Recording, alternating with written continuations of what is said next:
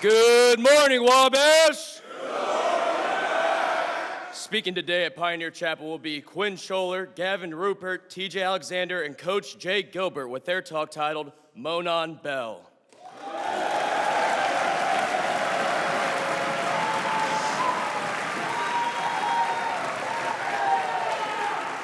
With the new leadership of Coach Gilbert, I have found a new passion for the game of football. It lights a fire for me to play. There's been a shift in culture for the football team, and we have embraced every unique aspect of the change, from being hit with the adversity of an obstacle course before practice to wearing forks in our ears to show how hungry we are for more. At the beginning of the year, the seniors sat down with Brother King and talked about the legacy we wanted to leave behind. We discussed what could possibly get in the way of us accomplishing our goals, and the lack of buying in came up as one of them. Transitioning into a new team culture is never an easy process, but the more we got on board with outworking and outloving each other to push our edge in sight of reaching our full potential, the faster the train started to move. The team has already been preparing in this state of mind since the beginning. Coach Morgan gave the team a speech during the fall camp and gave us the phrase, "Thank the Tigers for that one," saying that as we go throughout our schedule, tell teams to thank the Tigers for that one, preparing for them as we would the Dannies. I was ready to run through a brick wall. I'm not gonna lie, I was juiced up, boy. Coach Morgan, just do that. And that's how the team has approached every week this season. Now that the most important week has come, everyone's mentality has been trained to be familiar with the seriousness of our preparation heading to Bell Week. So this made me take a step back and realize that we've all been on the same page this whole time. And that's made me want to work even harder, fight even harder for what I haven't seen or rang in 3 years, but will attain come Saturday. As many of you have heard of the Mission Impossible, don't rush the field. And I'm not here to tell you not to rush the field. But what I ask of you is that you allow the team to celebrate and have our post-game rituals.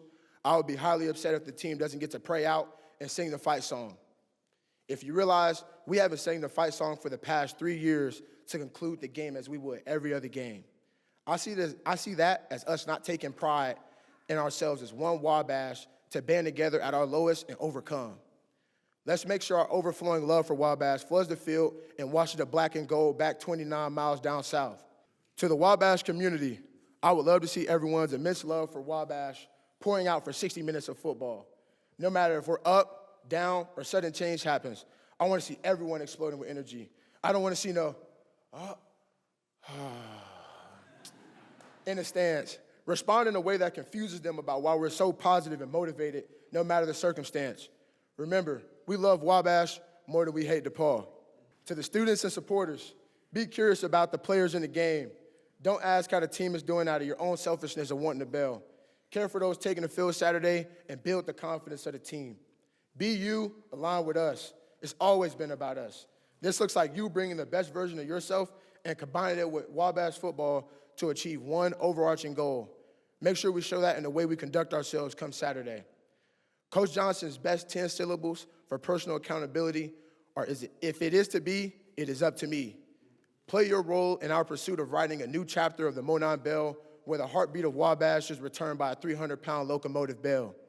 To my fellow seniors, for 3 straight years, we have been told, "Oh, don't worry about it, you got next year." Well, what now? There is no more next year. Our time is now. To my O-line, come on. Play penalty-free, procedure-perfect football. Every snap, every down. It takes 5 minds to move as one. And I hope the iPads say that you can produce enough power to carry around the bell. To my teammates, my grandpa always told me, it'll never be a failure but to try. It'll never be a failure but to try. Limit the chance of regret you can leave on the field. Scream even louder. Hit even harder. Play even faster. And simply, if you're not ready to die about it, don't step on the field. I got outwork, you got outlove. Outwork! Fans up, God bless, ding, ding.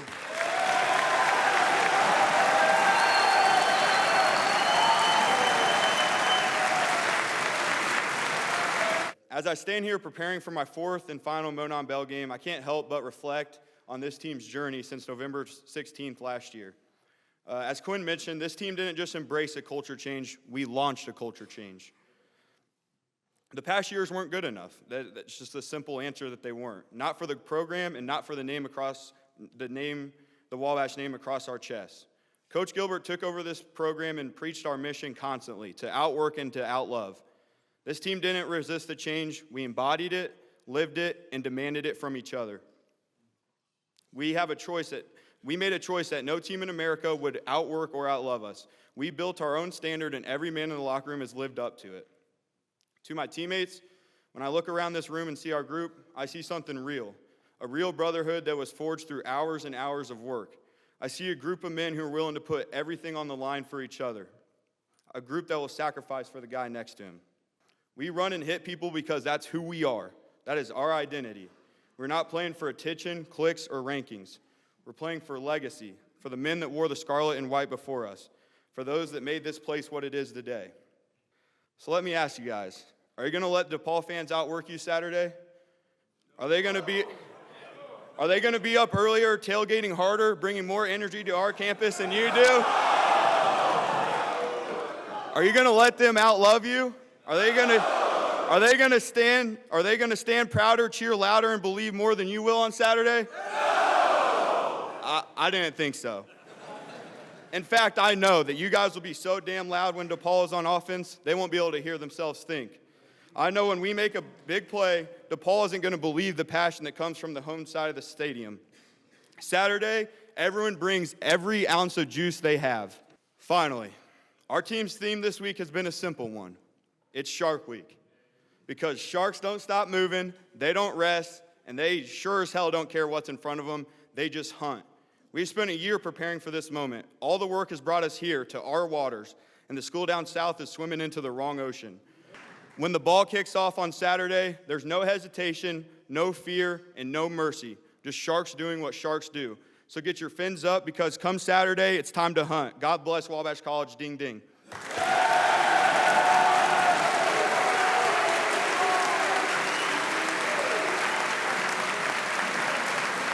So throughout this past year, we've set out to build a program and a culture that's grounded in toughness, brotherhood, love, and hunger. And early on, Coach Gilbert showed us an image of a lion cub standing at the edge of a pond as the sun set, staring down at his reflection. What stared back wasn't a cub, but it was a full-grown, ferocious Lion King.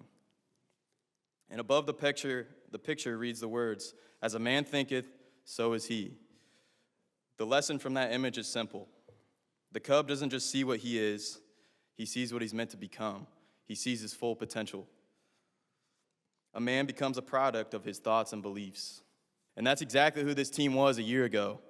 Young cubs, full of potential, just trying to figure out what it takes to become winners. And believe me when I say, our journey since then has not been easy. There have been countless growing pains and setbacks behind the scenes that only we know about. But it's been incredible to see and experience how we've grown into that reflection, grown into our full potential. And there's many words that I could use to describe this team to somebody on the outside: relentless, competitors, refusing to settle, hungry, gritty, so many. But if I had to choose one, it's hungry. This is a huge part of our identity. This team is never satisfied. When we taste success and see glimpses of our full potential, we don't stop hunting, we get even hungrier, we begin starving for more. But that hunger we have now was forged by the fire we've had to walk through. So to my teammates and my brothers, before kickoff, I want every one of us to take a moment. Look around, take it all in, feel it in your body, feel the energy, and appreciate the opportunity to play in the Monon Bell game. The opportunity to wear Wabash across our chests on such a special day. Because playing in a game like this is what we all dreamed about as little kids. So never take for granted the blessing to play football for Wabash College, the blessing to fight for something bigger than yourself, the blessing to walk onto that field arm in arm with your brothers in a rivalry that means everything. But when we kick off at 1:07 Saturday, block all the external factors out. Forget the crowd, the cameras, the talk, because none of that matters, because nobody but us has paid the price to be here. We have no reason to care about what anybody but us says or thinks, because they simply cannot do what we do. And at the end of the day, we're just playing football, the same game we fell in love with as kids, and DePaul is just another obstacle standing in the way of where we want to go. We will fight until the clock hits 0 because this is what we do. Wabash always fights. And I'm going to wrap up with one of my favorite Bible verses. It comes from Romans chapter 8, verse 18. And it says, the pain that you've been feeling cannot compare to the joy that's coming. It's not just Bell Week, it's Shark Week, and we smell blood in the water. Ding, ding.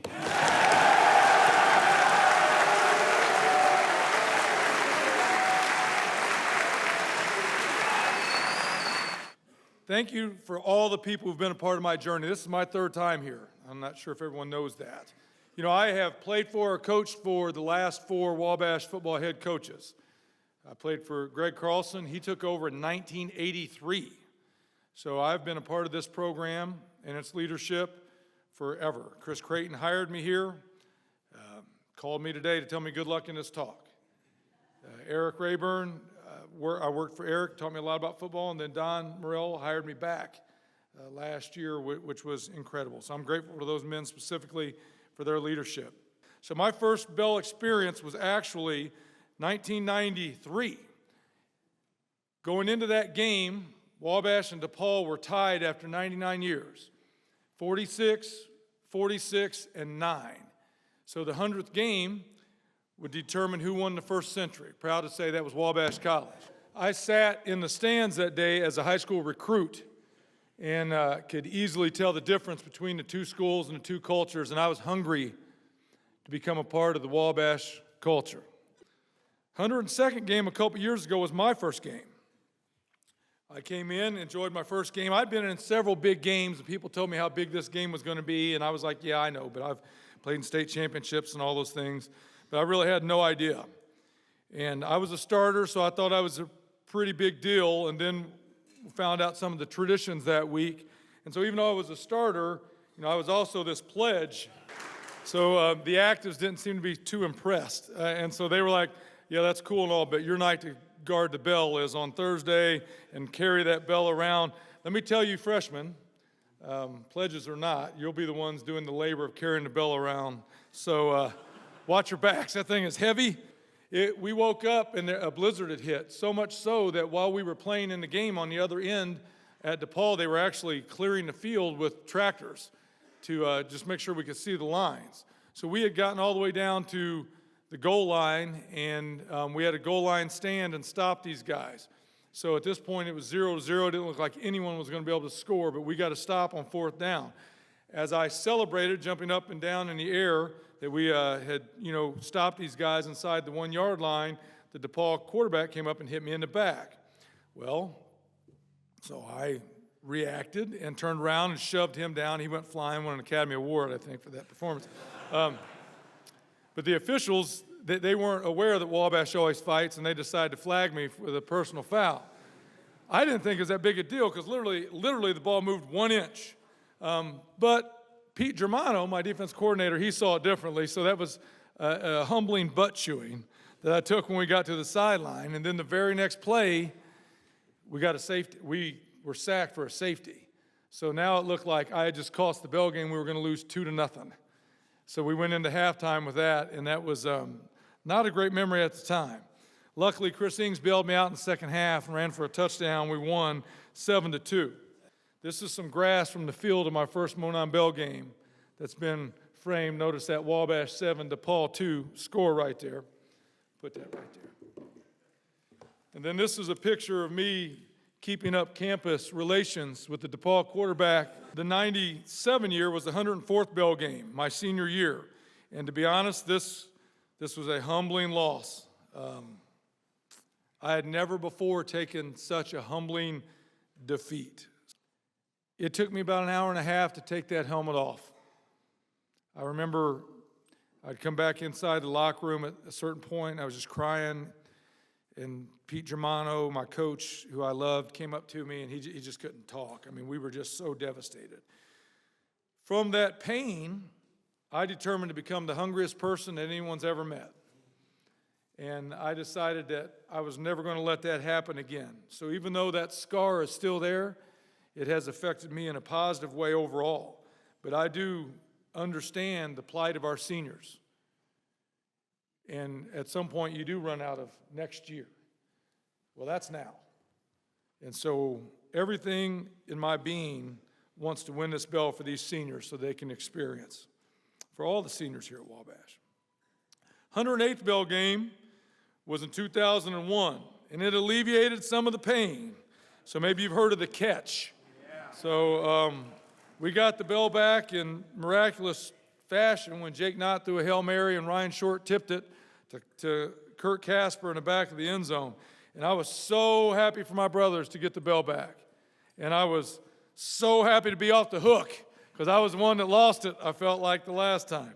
But the magic of the moment and how we got it back just really made all of us understand how important it was. And we were hungry for more. Hey, 113th bell game was when I came back and coached here. Look at that. That's a picture of me with the offensive line. Oh, line. I used to be, I know from your experience you think all O-line coaches are like this old crotchety man. That's just old me. But man, we came back. I had the glory and honor of coaching that offensive line, and that was a great team. But you know what? I came back because I was hungry to learn. 117th bell game, 2010. Well, we were pretty confident that the Lord had called us and said that this was my last year. So I knew that this was it for us here at Wabash, and I assumed that that meant forever. And DePaul was nationally ranked. They had a prolific offense. They were tops in the nation in passing offense. I think they led the nation in scoring offense. So we beat them 47-0. That was such a blessing. Like, I was so hungry to go make sure those seniors went out on top. Those were guys that we had finished together, you know, and they had gone through a coaching change, and I know that that's tough. That's why I respect our team so much. But, man, that was a humbling experience. I was the defensive coordinator. Anything we called worked. That was amazing. All right, now fast forward to 2024, 130th bell game, and I'm home. And my hunger to bring back the bell is indescribable, frankly. People, you know, they wonder about me coming back, because I left a good gig and all that, and people say, well, why would you go there? And I just basically was like, well, I think I can help. But in addition, I think we've got all kinds of future in store for us. And they want to know, well, why do you think you're the guy to do it? Or why do you think it's going to be different? Or why do you think you can win not only the bell, but on a bigger level? And why do you feel like you can just go in there and win? And I'm like, well, I don't know. I mean, beats me. I don't know. Beats me. I just believe that we have everything we need right here. And it's not me. So sorry about the flex. I thought you'd think that was funny. But I would say this, though. Like, you know, the path is love and humility. So the outwork part is easy for people to understand. The outlove part is harder for people to understand until they're kind of around us a little more, and I think they get it. But the path is always humility. Whoever exalts himself be humbled, and whoever humbles himself will be exalted. Matthew 23:12. That's been a life verse of mine forever. We are humbled by the amount of support that we get on this campus. We are so grateful. We thank you for loving us. Our goal is to humbly represent you on Saturday. So now, 2025, the 131st Wabash game. This is going to be one of the greatest honors of my life. I'm the 34th coach of the Wabash College football team. My goal, become the first person ever to win the bell as a player, as an assistant, and as a head football coach. I mean, these guys are amazing. Today, these guys lift weights for a little over an hour. They'll meet for an hour. They get treatment on their own. We'll have practice for 2 hours. They'll need to watch film on their own. So they'll put in 6 hours today, but not because it's the bell week. It's because it's Thursday. It's just what they do. all the time. Now, in the midst of all that, they're expected to meet the rigors of Wabash College. All the stuff going on in the fraternities, all the things going on with campus activities, all the things academically. The rigor of this place is immense, and they don't get a pass just because they play football. But they are the best of us. All right, so where does this leave you? What's this have to do with you? Well, Wabash has the highest percentage of football players per student of any school in the universe. Not sure if you figured that out or not, but that is the case. So football is important here. We share a culture of brotherhood and commitment where we outwork and outlove every day. That's who we are. The Bell unites us. We're committed to do whatever it takes to win it and whatever it takes to keep it. But I want to come back to we must remain humble. You all should read The Bachelor. They're talented. So in the last episode, Tobin Seipel wrote an article, Humility is Underrated. And here's what he said. Egotism is detrimental to the students of Wabash. Brotherhood is an active choice, not a passive inheritance. Pride builds walls between men, while humility builds bridges. If we want to live up to the ideal of a Wabash man, we must have the discipline to check our own ego, recognizing that our community's strength and our beloved brotherhood depend on it. Excellent writing.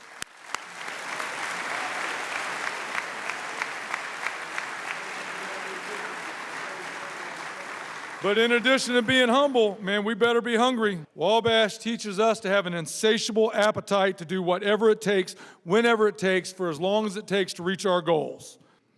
So I appreciate you listening today, and I hope you enjoyed my show and tell visual aids, but we're missing one prop, the Monon bell. When we have the bell, it rings like the heartbeat of campus, and it provides a rhythm for our campus, and it guides all that we do here. Always means always, so I want to remind you of this. Wabash is not a degree, it's an education. And Wabash is not just a college, it's a lifestyle. And Wabash is not 4 years, it's for life. There's no greater symbol that personifies who we are and what we're about than the Monon bell. Now, it's our responsibility to get it back. Ding, ding, fins up.